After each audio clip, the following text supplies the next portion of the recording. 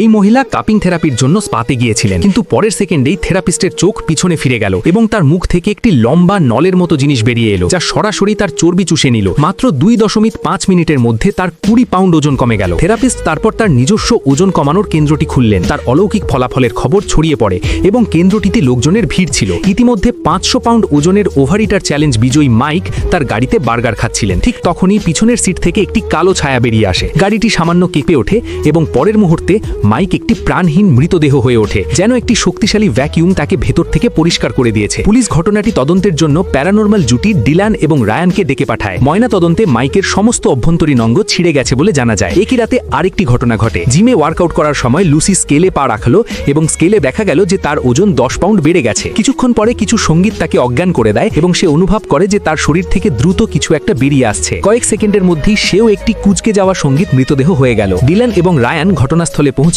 লেসির পিঠে একটি অদ্ভুত লাল দাগ লক্ষ্য করলেন। তদন্তে জানা যায় যে এটি ওজন কমানোর কেন্দ্রে কাপিং থেরাপির কারণে তৈরি একই চিহ্ন। দুজনেই গ্রাহক হিসেবে গোপনে গিয়ে লক্ষ্য করলেন যে প্রত্যেক ব্যক্তির সঙ্গীত পিঠে একই চিহ্ন রয়েছে।